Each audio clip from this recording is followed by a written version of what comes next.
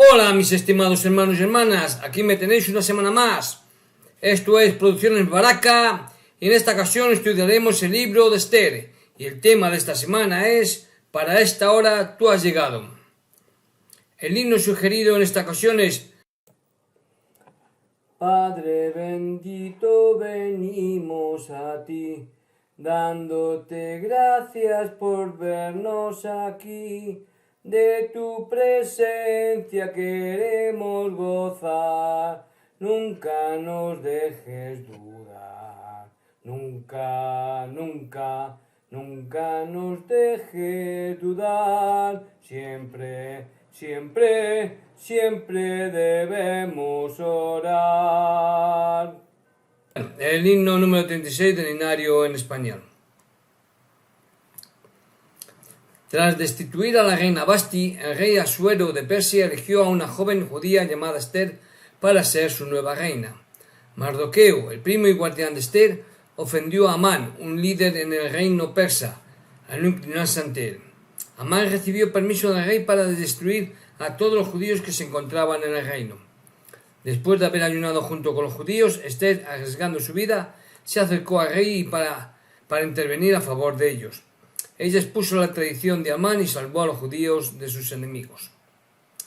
La belleza de Esther era tan que pudo atraer y mantener para sí el corazón de su emperador del Medio Oriente acostumbrado a estar rodeado por la belleza. A sus encantos físicos se añadían cualidades de espíritu que eran reveladoras de su belleza interior. Estas cualidades eran la lealtad, el amor y la dedicación. Sumisa pero valiente y fiel, pudo desviar el intento de hombres malvados que estaban determinados a destruir a su pueblo. En verdad, ella salvó al pueblo del convenio de Dios de un planeado exterminio. La historia de Esther es sagrada para los judíos y fascinante para todos por la intrépida defensa de sus convicciones y de su pueblo. Su nombre en lengua persa significa una estrella. Los muchos significados de este símbolo son sumamente apropiados. El libro de Esther se inicia con la descripción de un gran banquete en la opulenta corte de Susa, palacio del gran emperador persa Asuero. Este nombre es la forma hebrea del nombre persa Kishyayasa, mejor conocido en la historia como Jerjes, forma griega del mismo nombre. La mayoría de los eruditos establecen que los acontecimientos contenidos en el libro de Esther ocurrieron entre los años 482 y 478 antes de Cristo. Es decir, que ya ya se había ido para el nuevo mundo. Uno de los rasgos del banquete era la cantidad de vino que, de acuerdo con el versículo 8, sería repartido según cada invitado quisiera. Tal vez esa fue la razón por la que la reina Vasti no quiso asistir. Después de varios días de beber descontroladamente, los invitados probablemente estarían bastante ebrios, y ella pudo haber considerado que estaba por debajo de su dignidad de reina desfilar ante un grupo así solamente para mostrar su belleza. La negativa de la reina Vasti de obedecer un llamado directo del rey puede despertar la simpatía de los lectores modernos, pero en una época en la que se esperaba que las mujeres fueran sumisas y en las que el emperador tenía poder absoluto sobre la vida y la muerte, su obstinación resultó sorprendente. Sin embargo, la reacción de la asamblea no es tan sorprendente. Los hombres presentes en el banquete inmediatamente dedujeron que tal independencia en el espíritu de Vasti, quien indudablemente era envidiada por las demás mujeres del imperio, inspiraría una independencia semejante en el espíritu de sus esposas. Si en la rebeldía de Vasti, en la consideración de estos hombres, quedaba sin castigar, sabían que serviría para inspirar una reacción similar en sus esposas. Por lo tanto, presionaron a Asuero para que tomara medidas y particularmente pidieron un decreto que no fuera quebrantado. Kell y Deslit, historiadores, explicaron la razón por la que el edicto era importante. Un edicto emitido por el rey, agregado a las leyes de los medos y persas y sellado con el anillo del rey, no pasa sin ejecutarse, es decir, permanece vigente y es irrevocable. Se puede comparar con Daniel 6:9. Los consejeros presionaron a Asuero para que aprobara tal dicto, con el fin de imposibilitar que el rey volviera a recibir favorablemente a Basti, no fuera que ellos sufrieran la venganza de ella al recibir la restauración de su influencia. El rey cedió, el decreto fue emitido, y Basti perdió su lugar como reina, dando oportunidad para que Esther fuera elegida como una de las esposas del rey y finalmente salvara a su pueblo. Durante los primeros capítulos del libro de Esther, esta, por mandato de su primo Mardoqueo, persona que la cuidó y educó al morir los padres de ella, nunca en ningún momento declaró que era judía, ya que una doncella judía no habría recibido trato tan amistoso. Vamos con las preguntas curiosas, otra vez para algunos importantes.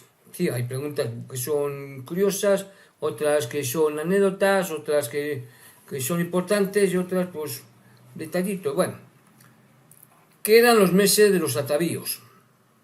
Adam Clarke, el historiador, explica así: se elegían las más hermosas entre las vírgenes de todas las provincias de Babilonia y se tomaban entre todas las clases sociales indiscriminadamente. En consecuencia, había muchas que se habían criado en niveles bajos, es decir, que eran de bajo nivel. Es decir, se requería un largo periodo de preparación y embellecimiento para estas mujeres antes de su presentación ante el rey.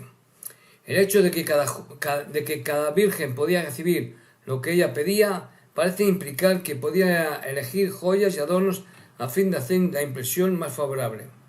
Esther no usó este privilegio, sino que tomó solamente lo que Hegai, el eunuco del rey o cuidador del harén, le dio. Esther debe haber sido muy bella para ser elegida por el rey. Es probable que los meses de los atavíos fueran usados tanto para impartir capacitación y educación en cuanto a la costumbre de la corte, así como para la preparación física. ¿Qué hizo Mardoqueo para que Esther se lo comunicara al rey? Evidentemente Mardoqueo, que servía a la corte, se enteró de un complot para asesinar al rey. Los reyes de la antigüedad estaban conscientes de que corrían el riesgo de asesinato y siempre estaban bien custodiados. Pero Bigtán y Teres, de la guardia de la puerta, o sea, de la guardia personal del rey, cuidaban los aposentos de éste. Su conspiración para matar al rey era especialmente peligrosa porque podían fácilmente acercarse a él. Mardoqueo se enteró del complot y lo informó al rey a través de Esther. El relato de la lealtad de Mardoqueo se incluyó aquí por la importancia que tuvo en el desenlace de la narración. ¿Por qué Mardoqueo no se arrodillaba ante Amán? Bueno, pues porque probablemente no había nada personal en la negativa de Mardoqueo de arrodillarse ante Amán. La única explicación es que Mardoqueo solicitó que no se le obligara a hacerlo por ser judío. Es posible que Amán demandara no solamente sujeción, sino también adoración, y Mardoqueo no quería violar el primer mandamiento: amarás a Dios sobre todas las cosas y solamente a Él adorarás. Si el temor a la idolatría era lo que había detrás de la negativa de Mardoqueo a inclinarse, entonces ningún judío se inclinaría, y es comprensible la decisión de Amán de vengarse de todo el pueblo. Heródoto también cuenta acerca de los actos de venganza que involucraban una matanza en masa. En el libro de Esther, el antisemitismo se hace evidente en la intención expresa de Amán de exterminar a toda la raza judía. Podría parecer increíble que el orgullo herido de un hombre llevara a la conclusión tan irracional si no fuera que la historia ha conocido un ataque igualmente irracional contra los judíos en el siglo XX, la Segunda Guerra Mundial. Hitler. Esta pregunta la considero algo importante a la vez que interesante. ¿Por qué el decreto fue publicado prematuramente? Es decir, Esther había sido reina durante 3 años cuando Amán llevó a efecto el complot que había planeado. Esto lo hizo echando suertes para determinar el día en que se ejecutaría el decreto, primero para conocer el día del mes y luego para conocer el mes del año. Aquí nos vemos forzados a preguntarnos por qué se publicó el decreto tan prematuramente. Se le instruyó a los escribas que lo prepararan el 13 del primer mes. Aunque debían hacerse muchas copias en diferentes idiomas, no se requería mucho tiempo para hacerlo en una oficina de gobierno bien organizada. Tan pronto como los escribas terminaron su labor, se mandó el decreto a todos los rincones del imperio, y llegaría a los puntos más distantes en el plazo de 3 semanas a lo sumo. Esto daría 11 meses y 10 en las provincias más lejanas, entre la publicación y la ejecución del decreto. ¿Cuál fue el motivo para tal intervalo? Ciertamente no se requería tanto tiempo para preparar su ejecución, ni se sugiere en el texto que haya sido así, como supone Bertono, otro historiador. Y tampoco debe haber sido la intención de Amán que los judíos sufrieran un largo periodo de ansiedad. Por el contrario, el motivo parece haber sido, como Clericus y otros han conjeturado, historiadores, obligar a muchos judíos a abandonar sus propiedades y escapar a otras regiones a fin de preservar sus vidas. De esta manera Amán alcanzaría su propósito. Se vería libre de la presencia de los judíos y podía enriquecerse apropiándose de sus posesiones. Por otra parte, la providencia de Dios intercedió por los judíos es inequívocamente evidente, tanto en la prisa de Amán para satisfacer su deseo de venganza como en el hecho de que la suerte cayó en la fecha tan lejana. Pero fue solamente gracias a que hubo tal intervalo entre la publicación del decreto del día señalado al azar para su ejecución que fue posible que los judíos tomaran medidas para evitar la destrucción que los amenazaba, tal como lo demuestran los acontecimientos históricos. Ahora una pregunta, de curiosidad. ¿Fue preordenada Esther?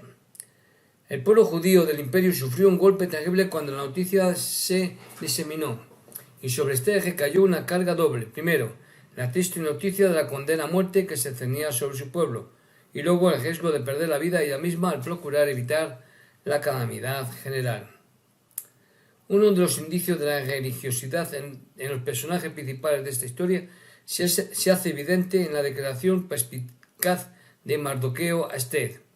Y quién sabe si para esta hora ha llegado al reino.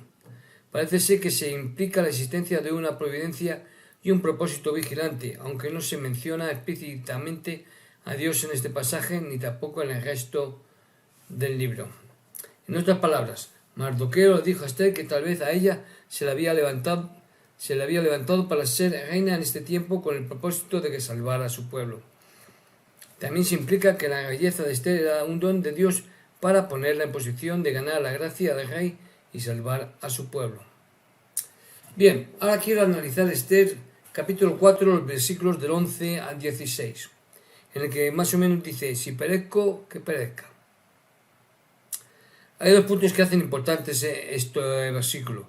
El consejo de Esther de que ayunará 3 días y 3 noches, y su determinación de arriesgar su vida si era necesario a fin de salvar a su pueblo. A ella no se la había llamado para ver al rey por 30 días, y dedujo que ya no le agradaba y no sería bien recibida si entrara sin ser invitada. Sus palabras no son una expresión de desesperación, sino de resignación ante lo que había decidido que tenía que hacer.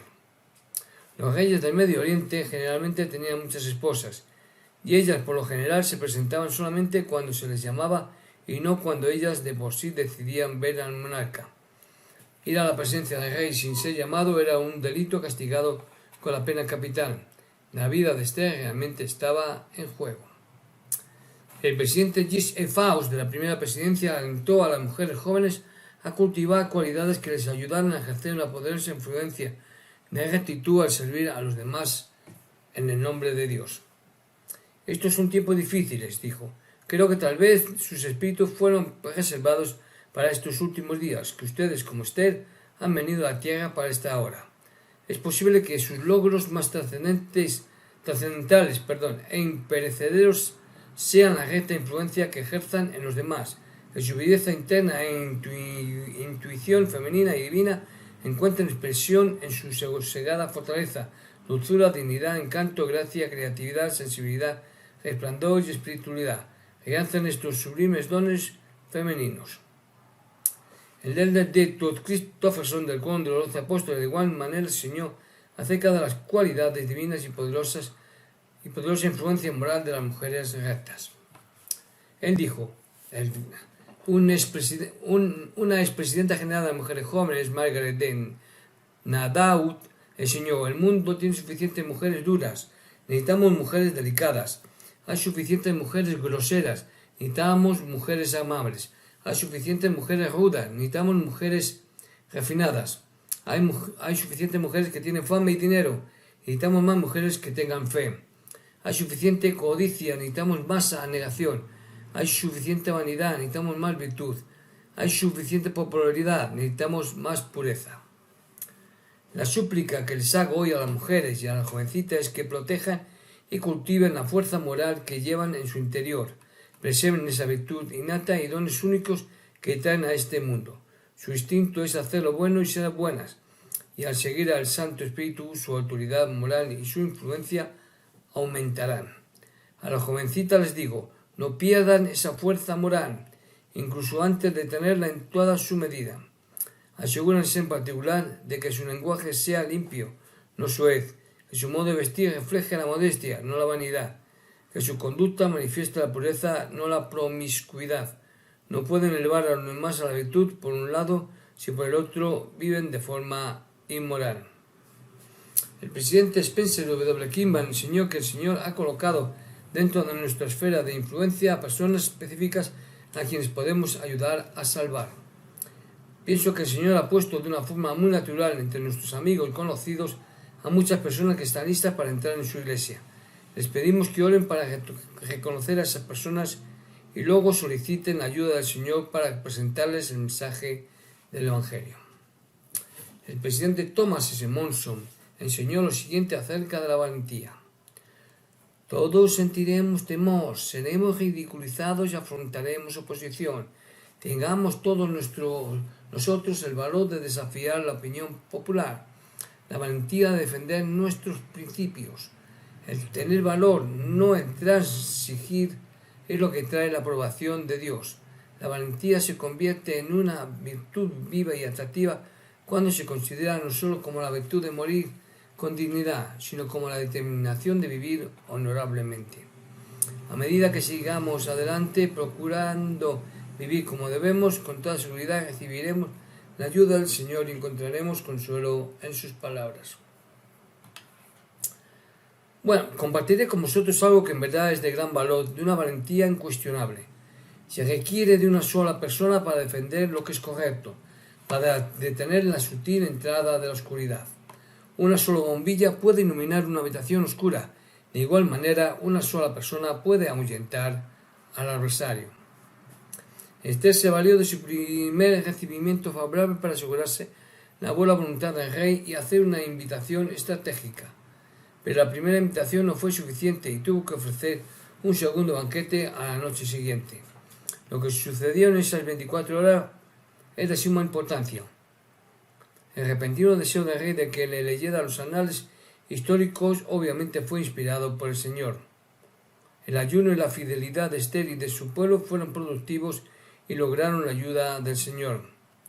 Con la fuerte posición que ocupaba Amán y con lo mucho que el rey lo favorecía, una acusación directa de parte de Esther bien podía ser rechazada si el rey no hubiese estado preparado de antemano. Curiosidad aclaratoria. ¿Qué altura tenía la horca? La horca probablemente no era un patíbulo muy complicado, sino más bien un madero alto del cual iban a colgar a Mardoqueo. 50 codos sería aproximadamente unos 22 metros de altura. Cuanto más alta fuera la horca, más fácil sería verla desde una gran distancia. La intención de Amán parece haber sido la de usar a Mardoqueo para ejemplo ante todos. Capítulo 6 de Esther. Se honra a Mardoqueo, no a Amán. Resulta irónico que en este momento en particular el rey se valiera de los servicios de Amán para recibir una sugerencia en cuanto a cómo honrar a cierto hombre merecedor. Amán no sabía que era para Mardoqueo, que se estaba preparando los honores, en el preciso momento en que él había llegado a obtener permiso para ahorcarlo. Y así fue que Amán sufrió la frustración y la humillación de hacer para Mardoqueo lo que había esperado para sí mismo. Además, no tuvo oportunidad de llevar a cabo su malvado plan. Notemos que la propia esposa de Amán había predicho de forma amenazadora el terrible destino que vendría sobre él si su oponente era de la descendencia de los judíos. En el Medio Oriente, en los tiempos antiguos, se servían los banquetes a los invitados mientras estaban reclinados sobre almohadones o sillones. El vocablo hebreo que se ha traducido como lecho bien pudo ser un sillón o reclinatorio. Parece ser que Amán se acercó a Esther en el banquete y cayó sobre el reclinatorio de ella para rogar por su vida. La bruta partida del rey pudo deberse al deseo de verificar lo que Esther había dicho con algunos de los otros ayudantes de la corte.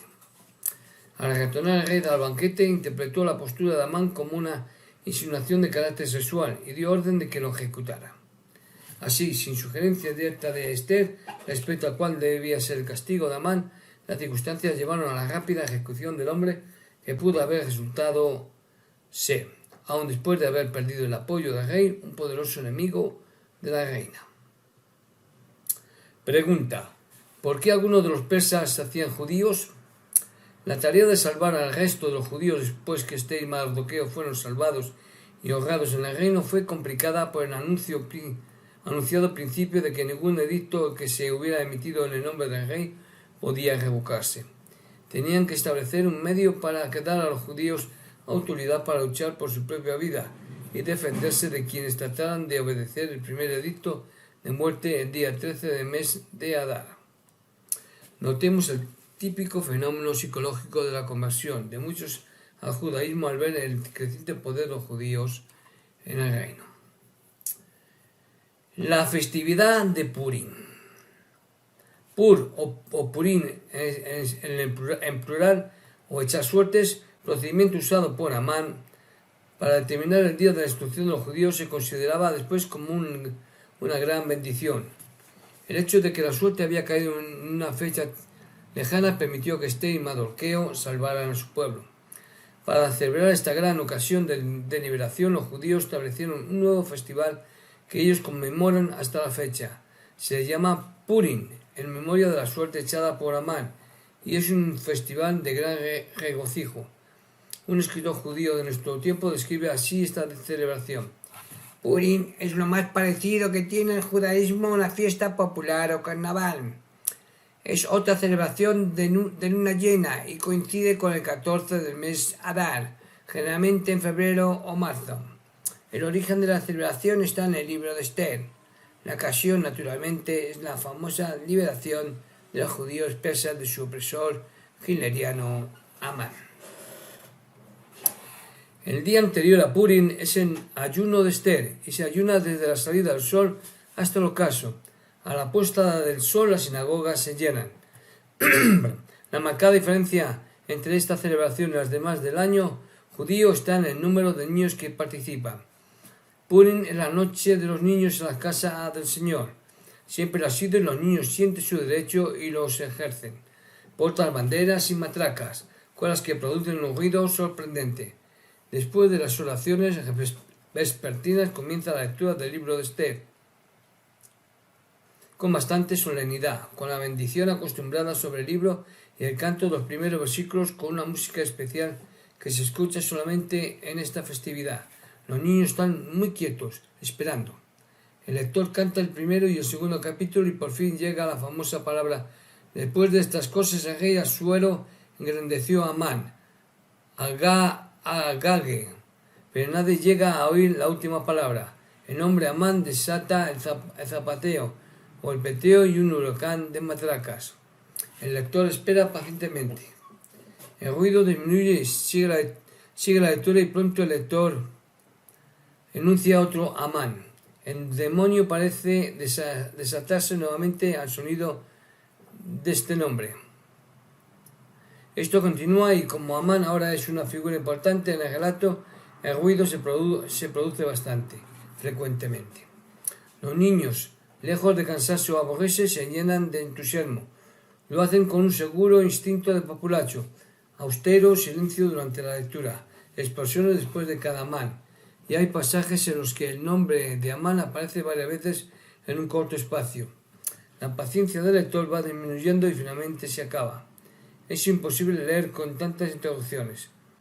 hace gestos airados a los niños a través de la tormenta de las matracas y arroja miradas pidiendo auxilio al rabino. Esto naturalmente es lo que los niños han esperado. Desde ese momento hasta el final hay una lucha despiadada entre el lector y los niños. Él trata de no pronunciar bien el nombre de Amán, que aparece tan repetidamente, pero ellos lo detectan con estentorias salvas. Él llega al versículo final, agotado, vencido, furioso, y todo es risa desordenada en la sinagoga.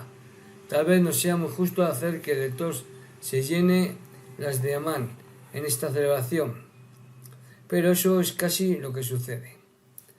Más allá de esta alegría, la festividad incluye obligaciones religiosas. Escuchad el Megillat, el libro de Esther, repartir dádivas entre los pobres, preparar una comida de celebración e intercambiar presente con los vecinos y amigos. Esta última práctica es el Salak Manos, o sea, el envío de regalos. Los regalos deben ser comidas o bebidas para consumir ese mismo día. ¿Por qué la mayoría de los judíos quedó en Babilonia? Tener a Mardoqueo cerca del rey ciertamente aliviaba de mucha opresión a los judíos y les daba un lugar favorable en el imperio. Este buen trato pudo haber sido la razón por la que la mayoría de los judíos prefirieron quedarse en Babilonia en lugar de retornar a Judea cuando surgió la oportunidad. Y esto es todo, mis estimados hermanos y hermanas, en esta ocasión. Yo os testifico de la veracidad de lo que habéis oído y de lo que os he hablado, y lo hago en el nombre de Jesucristo. Amén.